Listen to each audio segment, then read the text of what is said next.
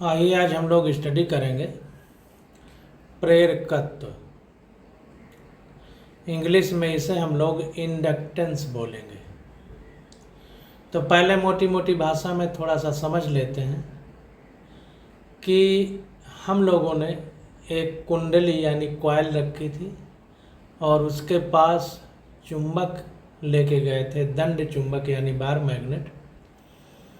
तो या तो बार मैग्नेट में परिवर्तन किया जाए या कुंडली परिवर्तन मतलब स्थिति में परिवर्तन, या यूं कहें सापेक्ष स्थिति में परिवर्तन।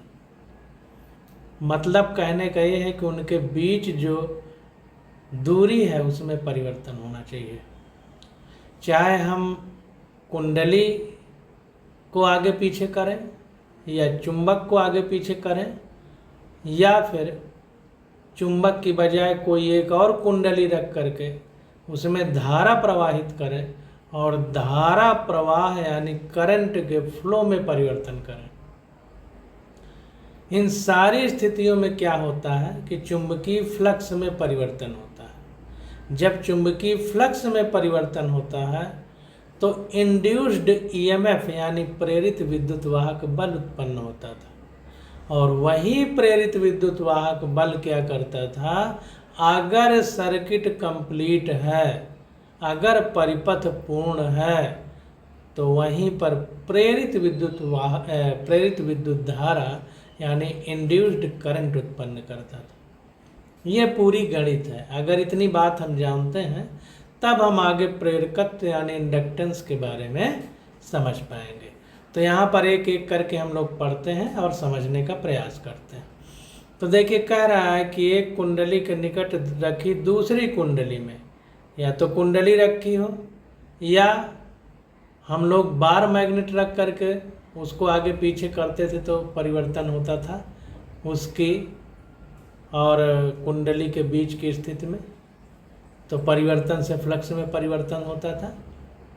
तो यहाँ पर देखिए कह रहा है कि एक कुंडली के निकट रखी दूसरी कुंडली यानी एक कॉइल के पास में दूसरी कॉइल रखी गई है में फ्लक्स परिवर्तन से, और फ्लक्स परिवर्तन कैसे होता था, जब उनके बीच की सापेक्ष स्थिति में परिवर्तन करते थे। देखिए, सापेक्ष यानी रिलेटिव वर्ड जरूर यूज करना है।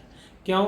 मान लीजिए दोनों कुंडलियों के बीच 5 सेंटीमीटर की दूरी है और दोनों की स्थिति में हम परिवर्तन करें लेकिन दूरी बीच की 5 सेंटीमीटर ही रहे तो कोई फर्क नहीं पड़ेगा।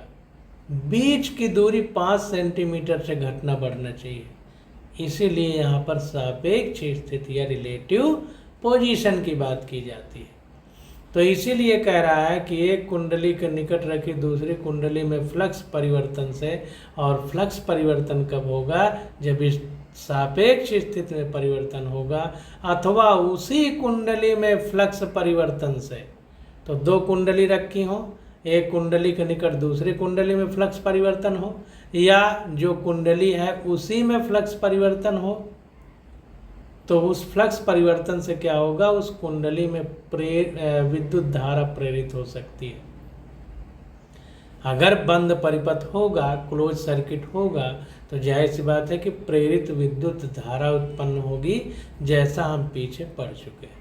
ये दोनों स्थितियां अगले 2 खंडों में अलग अलग वर्णित की गई हैं। आगे जो चैप्टर पढ़ेंगे या इसी चैप्टर में आगे जो है उसमें हम लोग पढ़ेंगे। तथापि इन दोनों स्थितियों में कुंडली में फ्लक्स धारा के समानुपाती है।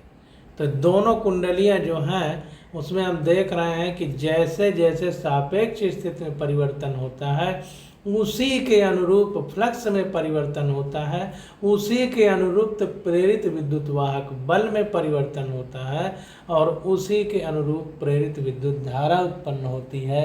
तो जाहिर सी बात है कि मोटी मोटी भाषा में हम अगर कहें तो ये कह सकते हैं कि जो फ्लक्स में परिवर्तन है वो प्रेरित विद्युत धारा के समानुपाती यानी डायरेक्टली प्रोपोर्शनल है।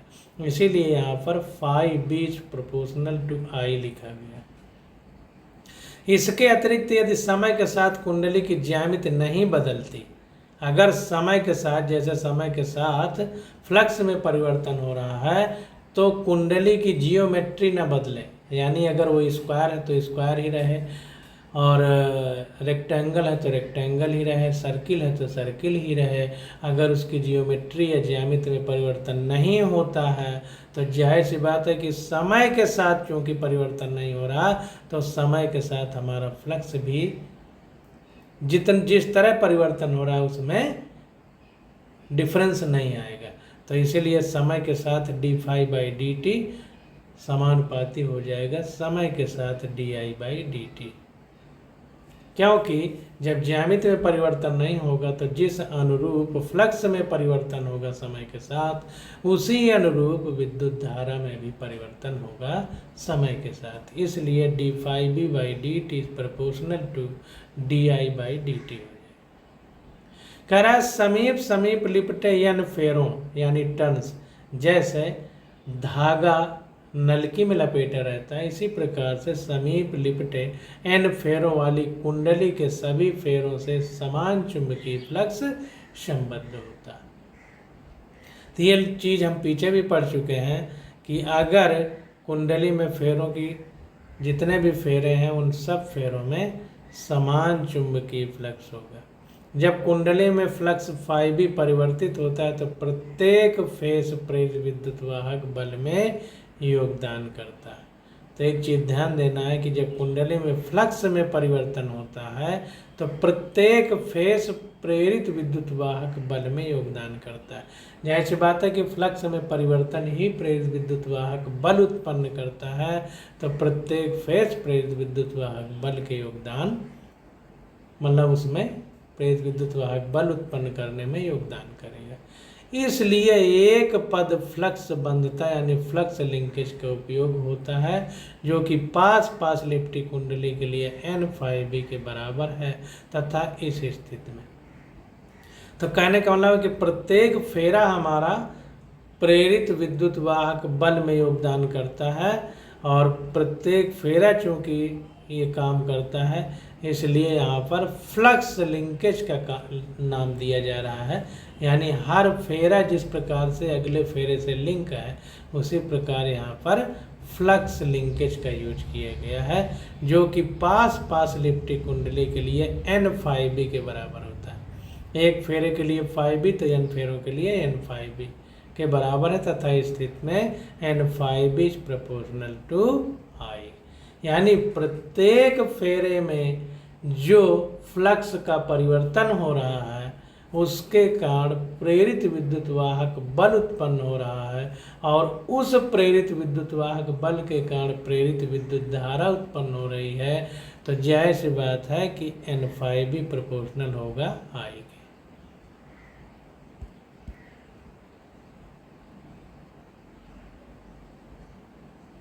अब देखिए कह रहा है इस संबंध में समानुपातिक स्थिरांक को प्रेरकत्व कहते हैं। अब इसी में जो समानुपात वाला चिन्ह लगाया जाता है उसी को हम प्रेरकत्व कहते हैं। तो इसको बंद कर लीजिए बॉक्स में। अब इसी संबंध में जो हम लोग स्थिरांक वाला निशान लगाएंगे उसी को हम लोग क्या बोलेंगे, प्रेरकत्व बोलेंगे या इंडक्टेंस कहेंगे। हम देखेंगे कि प्रेरकत्व का मान कुंडली की ज्यामिति तथा उसके पदार्थ के नज यानी इंट्रिंसिक गुणधर्मों पर निर्भर करता है। Very most important.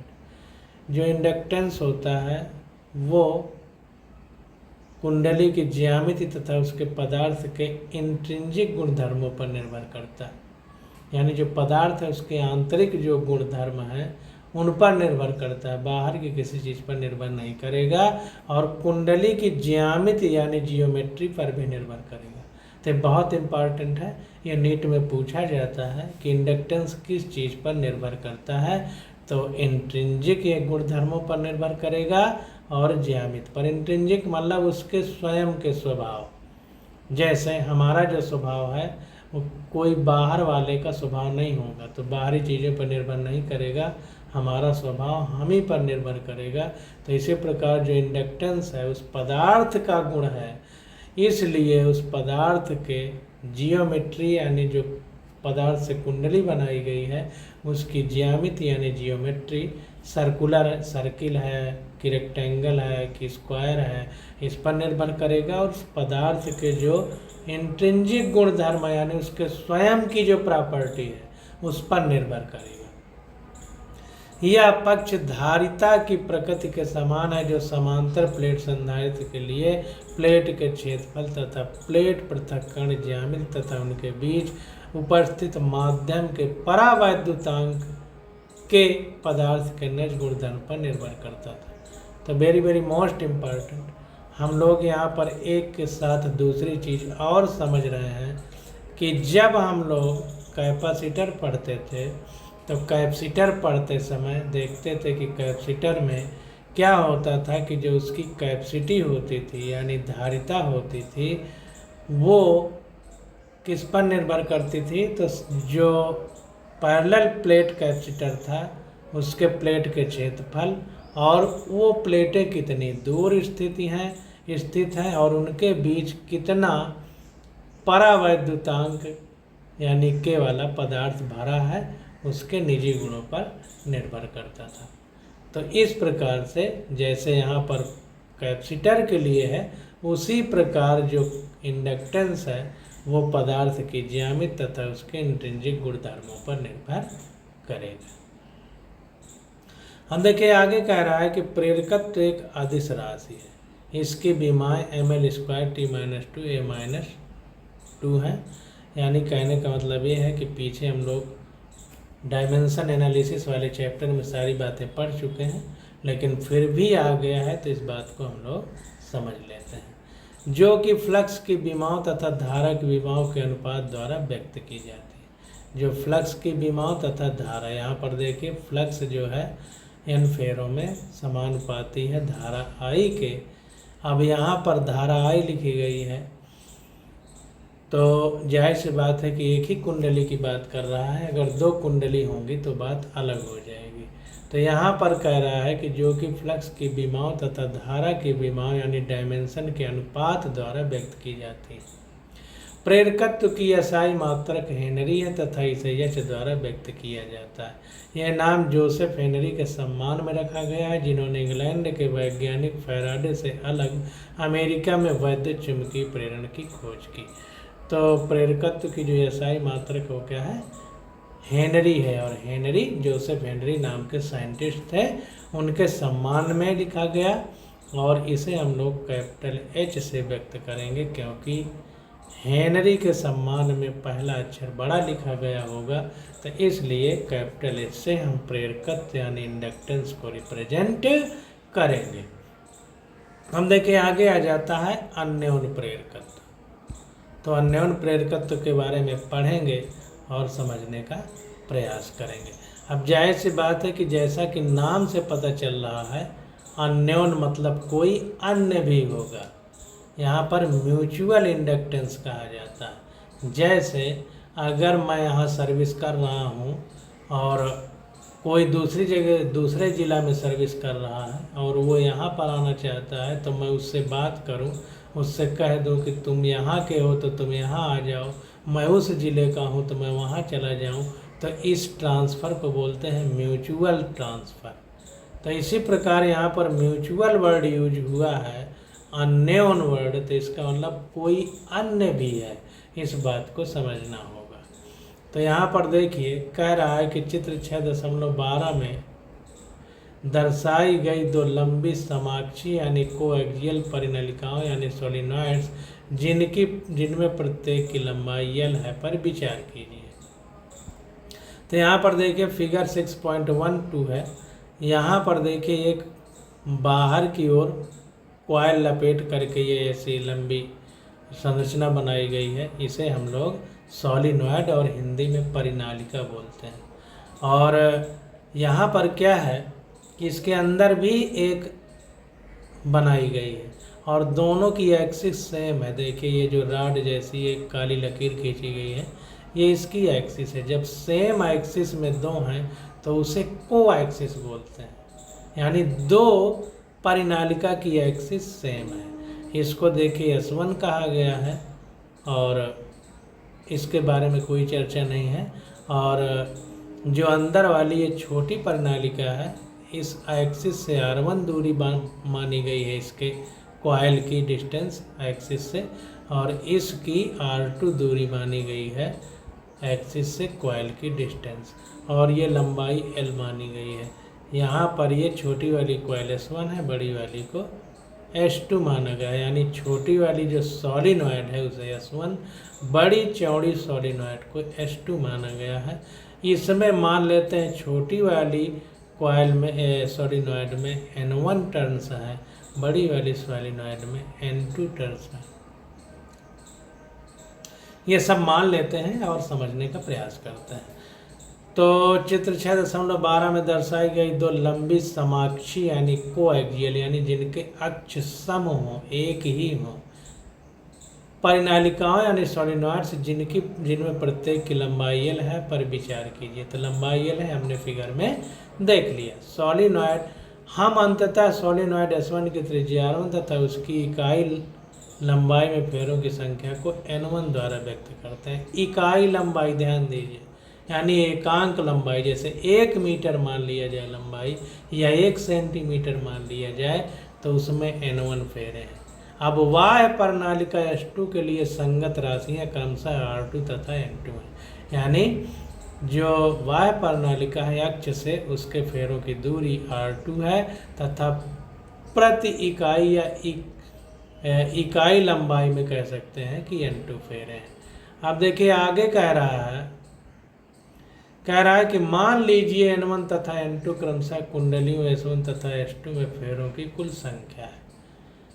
देखिए N1 और N2 जो स्मॉल में है वो इकाई लंबाई में फेरों की संख्या है, और पूरी सोलिनॉइड में फेरों की संख्या N1 और N2 मानी गई है। सोलिनॉइड S1 और S2 में, यानी छोटी वाली में N1 और बड़ी वाली में N2 माना गया है। फिर से फिगर देख लेते हैं। छोटी वाली S1 है, बड़ी वाली S2 है। तो छोटी वाली में पूरी सोलिनॉइड में N1 फेरे हैं, कैपिटल N1, और बड़ी वाली S2 सोलिनॉइड में कैपिटल N2 फेरे हैं, पूरे फेरे। इस बात को ध्यान देना। और एकांक लंबाई में फेरों की संख्या स्मॉल N1 है S1 में और स्मॉल N2 है S2 में। इन दोनों बातों को ध्यान देना है। अब देखिए यहाँ पर कह रहा है कि जब S2 में धारा I2 प्रवाहित होती है तो S1 में एक चुंबकीय फ्लक्स स्थापित करती है। जाहिर सी बात है कि जब S2 में धारा प्रवाहित होगी तो S1 में जो है चुंबकीय फ्लक्स में परिवर्तन होगा, क्योंकि इसमें जब धारा प्रवाहित होगी तो आवेश एक स्थान से दूसरे स्थान पर भागेगा, क्योंकि आवेश का प्रवाह ही धारा है। तो आवेश भागेगा तो जाहिर सी बात है कि जब भागेगा तो उसमें भी कुछ हलचल होगी। तो वही कह रहा है कि जब S1 में धारा S2 में धारा I2 प्रवाहित होती है तो यह S1 में एक चुंबकीय फ्लक्स स्थापित करती है। जैसा हमने पीछे पढ़ा था उसको फिर से समझ लेते हैं कि मान लीजिए कि कोई एक ये प्लेट है, इसमें ये ऋण सिरा है, ये धन सिरा है। अब इसके पास में कोई एक प्लेट और रख दें जो न्यूट्रल है, ये न्यूट्रल है प्लेट, लेकिन फिर भी इसमें क्या होगा, ये ऋण सिरा है तो इधर के ऋण जो होंगे निगेटिव उनको रिपल्सन फोर्स लगाएगा, तो ये इधर आ जाएंगे इसके, क्योंकि निगेटिव के बीच में रिपल्सन फोर्स लगेगा, इधर आ जाएंगे तो इधर पॉजिटिव सिरा उत्पन्न हो जाएगा। मतलब ये न्यूट्रल था, लेकिन इस चार्ज्ड प्लेट को इसके पास रखने से इसमें भी चार्ज उत्पन्न हो गया। हम पीछे भी इस बात को बता चुके हैं। तो उसी प्रकार से उसी तर्ज में हम इस बात को समझेंगे कि जब S2 में धारा I2 प्रवाहित होती है तो यह S1 में एक चुंबकीय फ्लक्स स्थापित करती है। हम इसे φ1 से निर्दिष्ट करेंगे। तो S2 में जब धारा I2 प्रवाहित होती है तो S1 में एक फ्लक्स उत्पन्न हो जाएगा, चुंबकीय फ्लक्स, उसे हम φ1 कहेंगे। प्रणालिका S1 में संगत फ्लक्स बंधता क्या है, N1 φ1 बराबर M12I2। इस बात को ध्यान देना है कि N1 में S1 जो हमारी कुंडली है, सोलिनॉइड है, परिनालिका है, उसमें पूरे N1 फेरे हैं और उसमें फ्लक्स उत्पन्न हुआ कितना माना जा रहा है, φ1। तो N1 φ1 बराबर होगा जो मतलब दूसरी वाली है, म्यूचुअल इंडक्टेंस के बारे में हम लोग पढ़ रहे हैं, तो यहाँ पर M लिखा गया है, यानी जो दूसरी वाली है, दूसरी वाली के कारण पहली वाली में उत्पन्न हो रहा है, इसलिए M12 लिखा गया है। यानी पहली वाली में फ्लक्स उत्पन्न हो रहा है दूसरे वाले में धारा प्रवाहित करने की वजह से, इसलिए M12 लिखा गया है I2। ध्यान से समझिएगा क्यों ऐसा लिखा गया है। अब M12 को परिनालिका S1 का परिनालिका S2 के सापेक्ष अन्योन्य प्रेरकत्व कहते हैं या म्यूचुअल इंडक्टेंस कहते हैं। तो वेरी वेरी मोस्ट इम्पॉर्टेंट,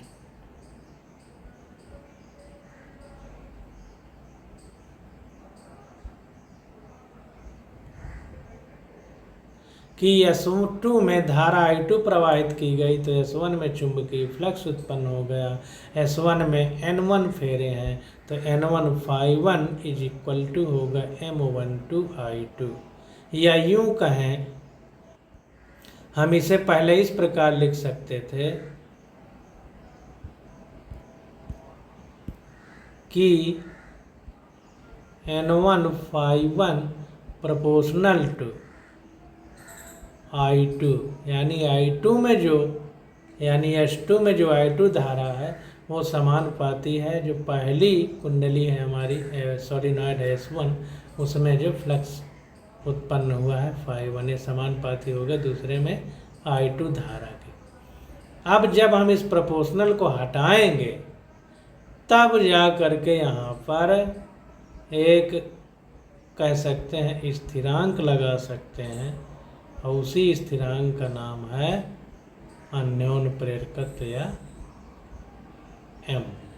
और चूंकि दूसरी कुंडली में प्रवाहित की गई धारा उसको I2 माना गया, इसलिए दूसरी के कारण पहले में प्रेरकत्व उत्पन्न हो रहा है, इसलिए M12 लिखा गया।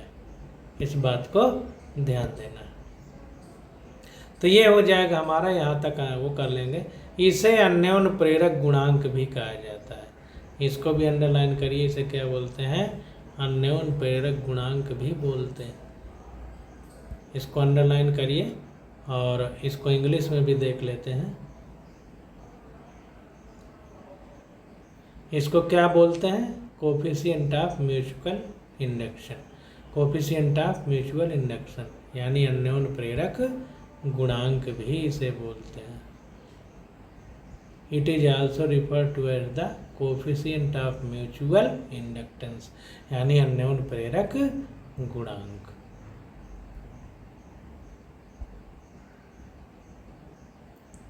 अब आगे देखते हैं। तो देखिए कह रहा है कि इस सरल समाक्षीय परिनालिकाओं के लिए M12 की गणना संभव है। जो कोएक्सियल सोलिनॉइड है उनके लिए M12 यानी अन्योन्य प्रेरकत्व या म्यूचुअल इंडक्टेंस या अन्योन्य प्रेरक गुणांक यानी कोफिशिएंट ऑफ म्यूचुअल इंडक्शन की गणना कर सकते हैं। इसी फार्मूले से हो जाएगी गणना। परिनालिका S2 में स्थापित विद्युत धारा I2 द्वारा उत्पन्न चुंबकीय क्षेत्र है μ0 N2 I2। अब यहाँ पर देखिए जो कह रहा है कि परिनालिका S2 यानी सोलिनॉइड S2 में स्थापित विद्युत धारा I2 द्वारा उत्पन्न चुंबकीय क्षेत्र क्या है, μ0 N2 I2। ध्यान दीजिए स्मॉल n2 है, यानी इकाई लंबाई में फेरों की संख्या S2 वाली सोलिनॉइड में। कुंडली S1 के साथ परिणामी फ्लक्स बंधता है। अब जो रिजल्टेंट फ्लक्स लिंकेज है कुंडली S1 के साथ वो क्या हो जाएगी, N1 φ1 इक्वल टू N1L। एकांक लंबाई मान लीजिए, ये जो लंबाई है हमारी परिनालिका की वो पूरी L है, जैसा फिगर में हम लोग यहाँ पर देखेंगे। ये लंबाई L, इसी को लिखा जा रहा है कि एकांक लंबाई में फेरों की संख्या तो n हो गई, अब पूरी लंबाई ली जाएगी तो इसलिए L का गुणा किया है वहाँ पर। तो N1L, अब क्षेत्रफल तो पाई R1 स्क्वायर, क्योंकि पहली सोलिनॉइड है। कुंडली S1 के साथ, कुंडली न कह के सोलिनॉइड कहना चाहिए, लेकिन चूंकि सोलिनॉइड में एक कुंडली की बात हो रही है तो यहाँ पर इंटू μ0 N2 I2, तो ये हो जाएगा μ0 N1 N2 pi R1 square L I2। अब देखिए इसमें बहुत ज़्यादा दिमाग नहीं लगाना है, क्योंकि जो अब ये नई NCERT है इसमें बहुत ज़्यादा डिटेल नहीं दिया गया। हमें नीट का क्वेश्चन का आंसर निकालना है, बस वहीं तक सीमित रहना है, ज़्यादा अपना दिमाग नहीं लगाना।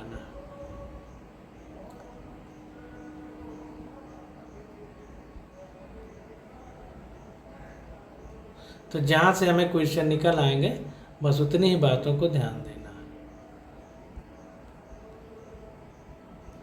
है। इस तरह से बॉक्स में बंद कर देना। अब देखिए कह रहा है जहाँ N1L जो है परिनालिका S1 में कुल फेरों की संख्या है। जाहिर सी बात है एकांक लंबाई में फेरों की संख्या N1, और जब उसमें L का गुणा कर देंगे तो पूरी लंबाई में फेरों की संख्या हो जाएगी ना, तो वही यहाँ पर लिखा गया है।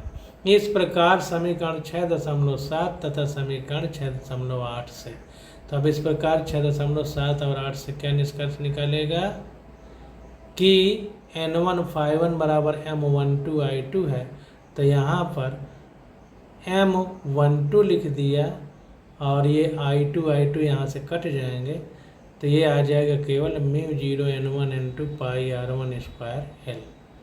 तो ये भी हमारे लिए एक फार्मूले का काम करेगा।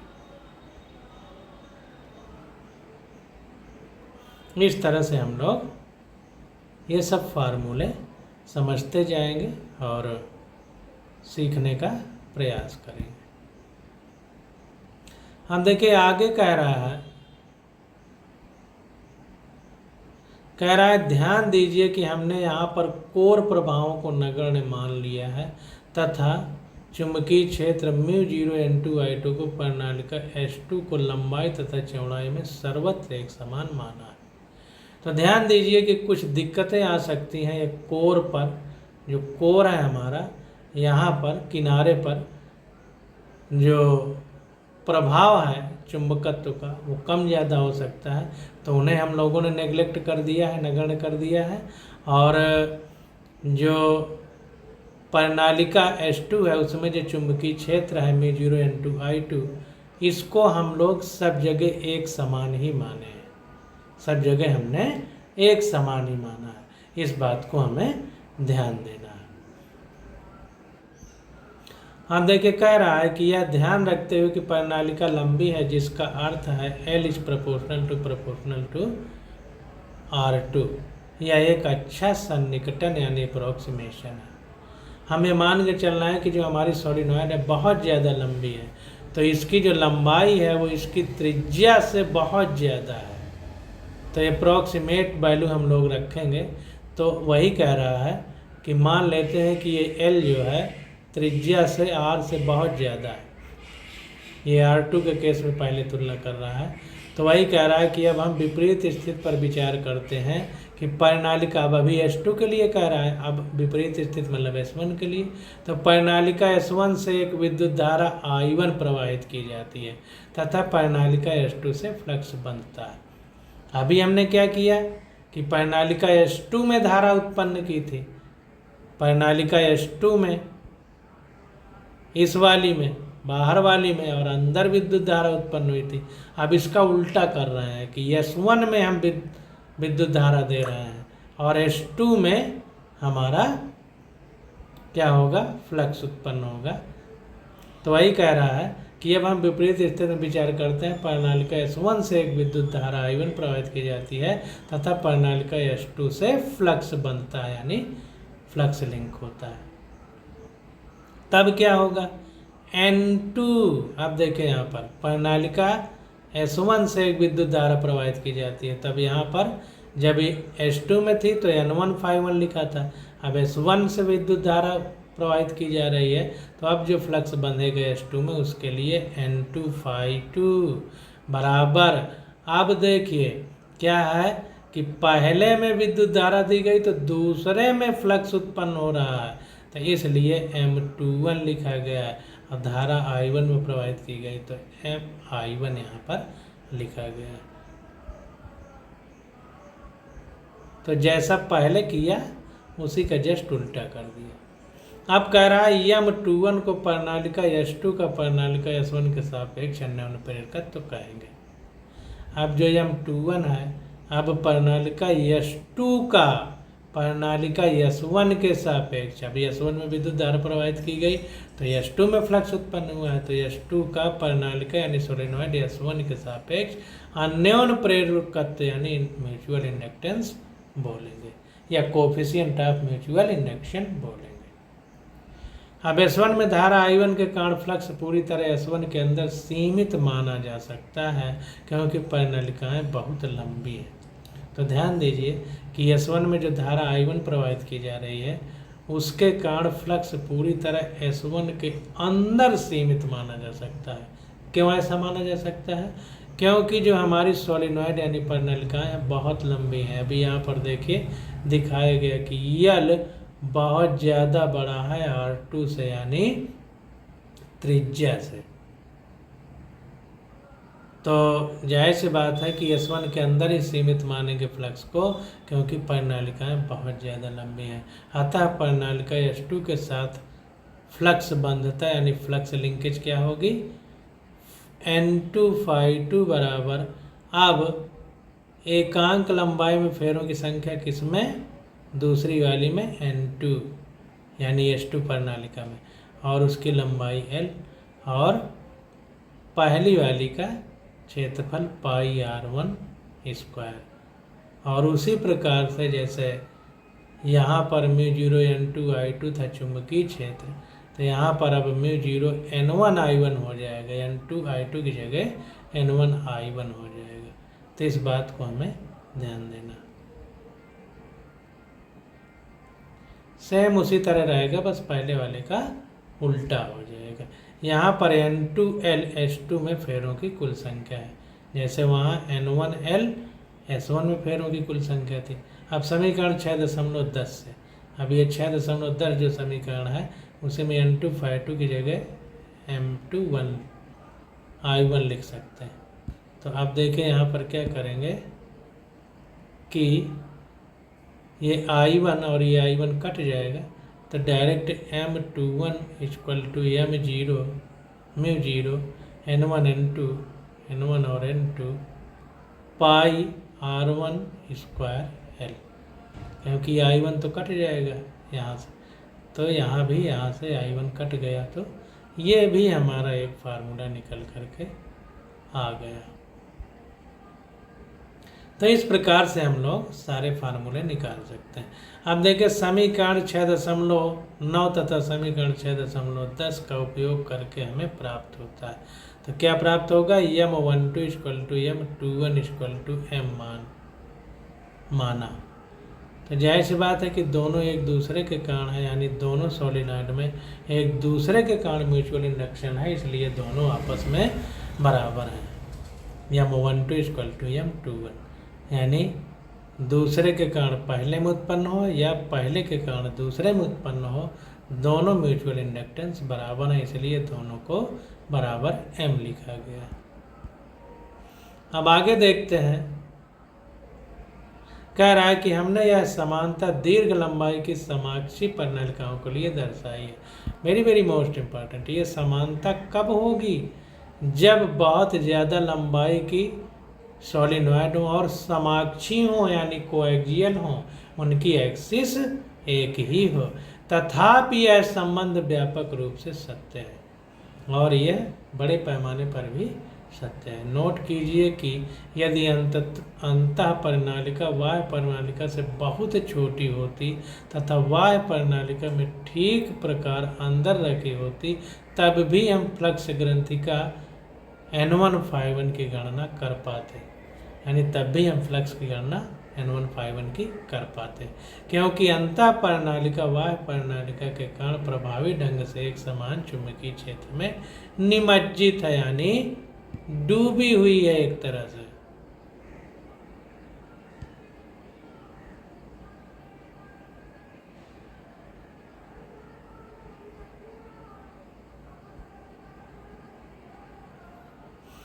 तो यहाँ पर देखिए कह रहा है एंड प्लेस्ड वेल इनसाइड, निमज्जित जो कह रही थी प्लेस्ड इन वेल मतलब उसी के अंदर है।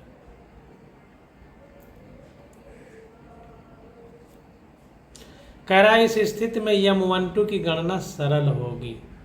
इस स्थिति में यम12 की यानी दूसरे के कारण पहले में यानी बाहर वाली के कारण अंदर वाली में उसकी गणना सरल होगी। तथापि वाह्य प्रणालिका से आबद्ध फ्लक्स की गणना करना अत्यंत कठिन होगा। अगर जो है अंतः प्रणालिका वाह्य प्रणालिका से बहुत छोटी होगी तो अंदर वाली में जो बाहर वाली के कारण म्यूचुअल इंडक्टेंस है या प्रेरकत्व है उसकी गणना तो सरल होगी, लेकिन बाहर वाली में जो आबद्ध फ्लक्स है उसकी गणना करना अत्यंत कठिन होगा, क्योंकि अंतः प्रणालिका के कारण चुंबकीय क्षेत्र बाह्य प्रणालिका की लंबाई तथा साथ ही साथ अनुप्रस्थ काट के आर पार परिवर्तित होगा। तो इस बात को ध्यान देना है कि अगर अंदर वाली प्रणालिका बहुत छोटी होगी और बाहर वाली प्रणालिका उससे बहुत ज़्यादा त्रिज्या पर होगी तो इससे क्या होगा कि अंदर वाली पे तो हम म्यूचुअल इंडक्टेंस की गणना बड़ी आसानी से कर लेंगे, लेकिन बाहर वाली पर जो चुंबकीय क्षेत्र है वो अनुप्रस्थ काट के आर पार बदल जाएगा, परिवर्तित हो जाएगा, जबकि एक समान होने पे गणना करना आसान होगा। अब यहाँ बदल जाएगा तो फिर बाहरी वाली प्रणालिका में गणना करना, आबद्ध फ्लक्स की गणना करना बड़ा कठिन हो जाएगा, ये कहने का मतलब है।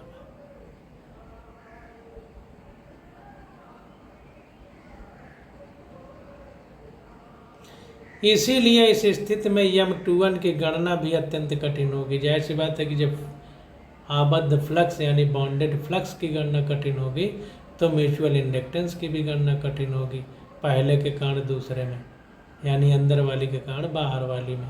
तो ऐसी स्थितियों में यम12 बराबर यम21 जैसी समानता अत्यंत लाभकारी होगी। तो ऐसी स्थिति में क्या होगा कि जो यम12 बराबर यम21 की बात है तो ये हम मान लेंगे कि उसमें भी ऐसा ही होगा, क्योंकि गणना करके निकालना बड़ा जटिल हो जाएगा, क्योंकि फ्लक्स चेंज होगा।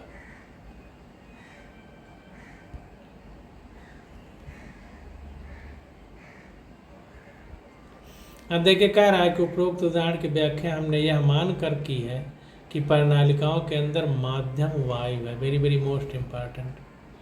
जो मीडियम है वो हवा है, इसके स्थान पर यदि म्यूआर सापेक्ष चुंबकशीलता का माध्यम मौजूद होता तो अन्य प्रेरकत्व का मान क्या हो जाता, फिर हवा के लिए 1 होता है और अन्य पदार्थ का कुछ होगा तो फिर उसका हम यहाँ पर गुणा कर देंगे, में 0 के साथ यहाँ पर गुणा होगा अगर कोई पदार्थ रखा होगा। तो इस बात को हमें ध्यान देना।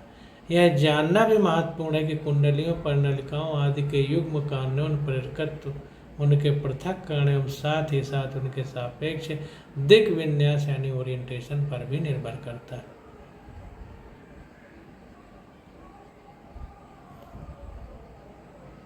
तो क्या ओरिएंटेशन है प्रणालिका का और उसमें जो कुंडली है, तो अन्योन्य प्रेरकत्व इस बात पर भी निर्भर करता है कि वो कितनी दूर पृथक है और उनके ओरिएंटेशन कैसे हैं, XYZ प्लेन में किस तरह रखा गया है, इस पर भी निर्भर करेगा। इस बात को ध्यान रखना। तो यहाँ पर थोड़ा सा हम लोग समझते हैं। यही कह रहा है कि we explain the above example with air at the medium, हवा का माध्यम है ऐसा एक्सप्लेन किया गया है सोलिनॉइड में। Instead if a medium of relative permittivity, अगर रिलेटिव परमिटिविटी मान लीजिए म्यू आर है, आर का मतलब रिलेटिव, म्यू का मतलब परमिटिविटी, तो ऐसी स्थिति में क्या होगा कि म्यूचुअल इंडक्टेंस जो हम निकालेंगे वो M = mu r mu 0 N1 N2 pi R1 square L होगा। इसको ध्यान देना, यहीं पर गलती हो जाती है कि हम एयर का जो माध्यम है उसको लिए हैं, तब ये फार्मूला था। अगर यहाँ पर कोई रिलेटिव परमिटिविटी म्यू आर का पदार्थ होगा यानी यहाँ पर सापेक्ष चुंबकशीलता, रिलेटिव परमेबिलिटी या म्यू का है या सापेक्ष चुंबकशीलता का है, एक ही बात, रिलेटिव परमिएबिलिटी। तो इस प्रकार से हम लोगों ने पढ़ा। अब देखिए यहाँ पर कह रहा है कि अब अनुच्छेद 6.2 के प्रयोग 6.3 को स्मरण करें। तो अनुच्छेद 6.2 के प्रयोग 6.3 को स्मरण करें। तो अब ध्यान दीजिए, यहाँ पर देखिए 6.2 में यह प्रैक्टिकल किया गया था कि ये कुंडली है, इसमें विद्युत धारा प्रवाहित की गई है और इसके बीच की सापेक्ष दूरी यानी रिलेटिव मोशन कराया जा रहा है। और 6.3 में क्या है कि इसमें जो करंट है स्विच ऑन ऑफ करके करंट में बदलाव किया जा रहा है, दूरी में नहीं, करंट में बदलाव। तब भी फ्लक्स इसमें उत्पन्न हुआ और इसमें परिवर्तन किया गया, तब भी फ्लक्स उत्पन्न हुआ था। ये चीज़ हम पीछे पढ़ चुके हैं। तो वही कह रहा है कि उस प्रयोग में जब भी कुंडली C2 में धारा परिवर्तित होती है, कुंडली C1 में विद्युत वाहक बल प्रेरित होता है, जैसा हम प्रैक्टिकल में पीछे देख चुके हैं। तो मान लीजिए कुंडली C1 माना N1 फेरों वाली है, में फ्लक्स φ1 है, जबकि कुंडली C2 में धारा I2 है। तब समीकरण 6.7 से हमें क्या प्राप्त होगा? N1 φ1 बराबर MI2।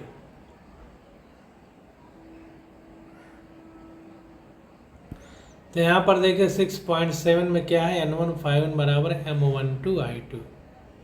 तो वही कह रहा है कि तब समीकरण 6.7 से हमें क्या प्राप्त होगा? N1 φ1 बराबर MI2, N1 φ1 बराबर M12I2 था और M12 equal to M21 equal to M, ये हम लोग सिद्ध कर चुके हैं। तो M12 की जगह M लिख देंगे, तो ये हमारा हो जाएगा N1 φ1 बराबर MI2। तो वही है N1 φ1 बराबर MI2। समय के साथ परिवर्तनशील धाराओं के लिए अगर समय के साथ परिवर्तन हो रहा है तो dN1 φ1 अपान dt हो जाएगा equal to dMI2 upon dt हो जाएगी। टाइम के साथ परिवर्तन वाली स्थिति हो जाएगी, क्योंकि कुंडली C1 में प्रेरक विद्युत वाहक बल का मान है ε1 equal to minus dN1 φ1 upon dt। ये पीछे पढ़ चुके हैं।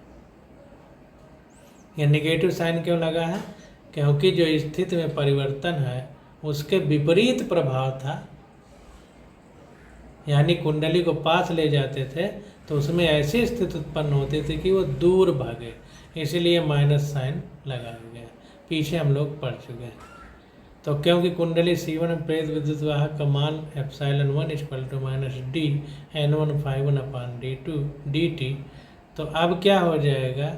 हमें प्राप्त होगा ε1 बराबर माइनस MDI2/dt, क्योंकि dN φ1 upon dt equal to dMI2 upon dt। तो इसकी जगह MI2 अपान N1 φ1 की जगह MI2 रख देंगे, तो माइनस MI2, या अब चूंकि M तो चेंज हो नहीं रहा क्योंकि M12 equal to M21 equal to M था, तो डायरेक्ट M लिख दिया। तो ε1 बराबर माइनस MDI2 अपान dt।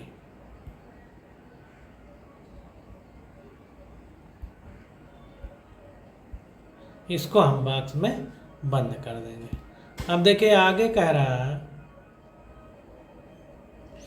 यह दर्शाता है कि किसी कुंडली में परिवर्तित धारा समीपस्थ कुंडली में विद्युत वाहक बल प्रेरित कर सकती है। तो यह चीज हमें दर्शा रही है कि प्रेरित विद्युत वाहक बल कुंडली में प्रेरित धारा उत्पन्न कर सकती है, क्योंकि ε1 इक्वल टू माइनस MDI2/dt।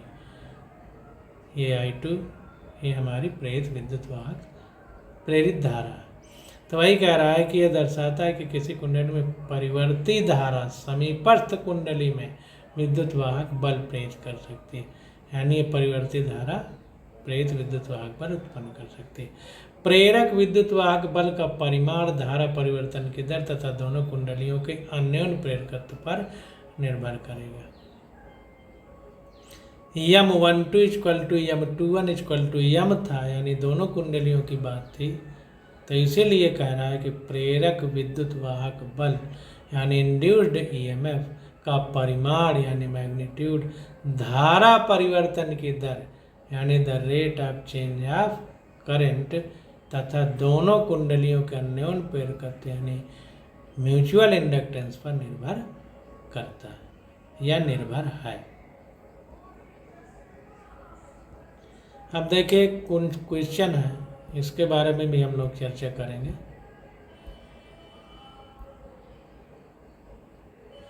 कह रहा है कि दो संकेंद्री वृत्ताकार कुंडलियां, एक कम त्रिज्या R1 की तथा दूसरी अधिक त्रिज्या R2 की है, ऐसी कि R2 बहुत ज़्यादा है R1 से। तो जैसा हमने ऊपर पढ़ा उसी हिसाब से यहाँ पर दिया गया, तथा दोनों के केंद्र संपाती यानी कोएक्सियल हैं, उनकी एक्सिस समान है। तो इस व्यवस्था के लिए अन्योन्य प्रेरकत्व ज्ञात कीजिए। तो हमें म्यूचुअल इंडक्टेंस निकालना है। तो देखिए, माना कि बाह्य वृत्ताकार कुंडली में से I2 धारा प्रवाहित हो रही है, जैसा हम फिगर पीछे पढ़ चुके हैं। कुंडली के केंद्र पर चुंबकीय क्षेत्र क्या होगा, B2 equal to μ0 I2 upon 2R2, ये हो जाएगा, पीछे हम लोग पढ़ चुके हैं। अब देखिए, जो चुंबकीय क्षेत्र है, किसी सर्कुलर कॉइल में चुंबकीय क्षेत्र का ये फार्मूला होता है, इसको ध्यान देना है कि यही फार्मूला होता है, इसलिए यहाँ पर डायरेक्ट लिखा गया है। क्योंकि दूसरी समाक्षी कुंडली की त्रिज्या अत्यंत अल्प है, तो उसके अनुप्रस्थ काट क्षेत्रफल पर B2 का मान स्थिर माना जा सकता है। हमने पीछे क्या पढ़ा था कि अगर अंदर वाली के कारण बाहर वाले में निकाला जाए, बाहर वाली की त्रिज्या बहुत ज़्यादा हो लंबाई की तुलना में, मतलब लंबाई की तुलना में त्रिज्या की बात की जाए तो अंतर बहुत ज़्यादा हो, तो बाहर वाले में फ्लक्स परिवर्तन होता है, इसलिए गणना करना संभव नहीं था। इसलिए हम M12 equal to M21 equal to M लिखे थे अपनी सुविधा के लिए कि हम मान लेंगे कि उतना बाहर वाले में भी होगा।